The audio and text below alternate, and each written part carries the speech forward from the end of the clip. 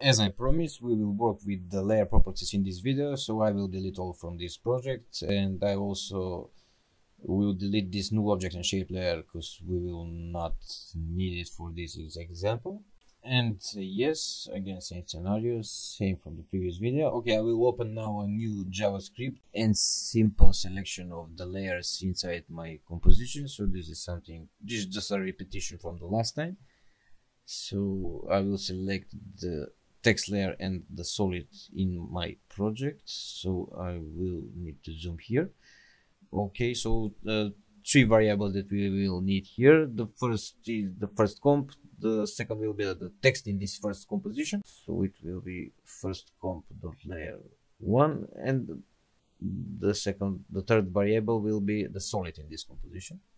And as a reminder, I will make a simple comments here, which is 1.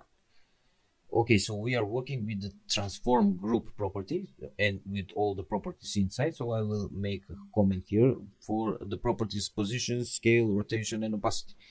Okay, so if we take the text in first comp and we work with the position, we will set the value of, let's say, 200 by 200. So as an array, we have X and Y. So we can see now that from the anchor point on the X value is 200 and Y value is 200. Okay, so let's move on. We will set now the scale. So again, that is an array, so we'll say scale dot set value. Let's say it will be 200 by 150. It will be stretched and ugly, but just let's see. Okay, let's take the solid now and see another way to use these properties. So we can do the same with the brackets and the quotations. So let's say rotation here, and it will set the value to 245. Okay, and let's run this, see in action.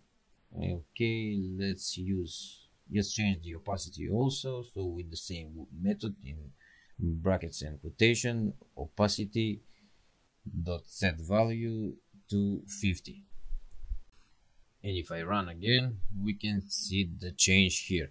And if I want to make sure, I will see here by the rotation and opacity, so it's 45 and 50, and also the text, the position is 200 by 200, and the scale is 200 with 150. Okay, so let's go with what if I want to change the text here, the source text. So this property is out of transformed group, so it's text in first comp dot source text in brackets in quotation. I will set the value first to JavaScript, for example, and run the script again. We can see the changes. So in the meantime, I did some other tests here, so we can go deeper with the properties. Okay, I will copy these variables and open a new JavaScript here, and let's go to see another properties of these layers. If I alert all the properties of the text in first comp, so it will be .reflect.properties. So this is a new keyword that we'll run into, and it will give a list of all the properties for these layers. So let's see if we have something that we know. So it's a shy here, and let's say find the name and the name. Okay, let's say how can we use the shy property. I am already familiar with JavaScript as a language and previously with After Effects as a software, so I know that shy is something that you turn on and off in After Effects. So it's a Boolean expression with a Boolean value, so it will be dot shy equal true. So if we run this, we can see this here, this shy icon here. Actually, if it's true, it's turned off, and if we make it false, it will be turned on again. So look here at the icon, we can see the head here with eyes and nose who is speaking here.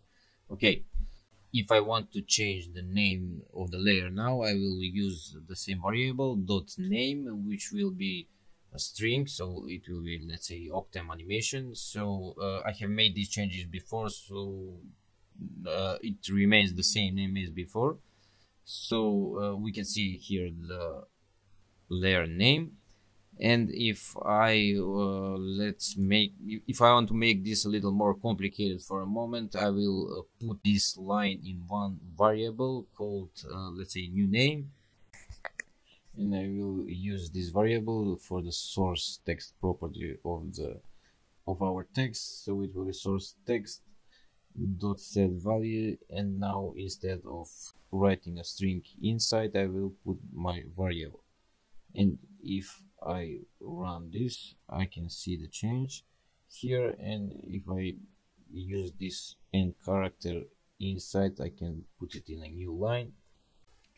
And yes, this is the basis for working with layer properties, and we will go deeper in the upcoming videos.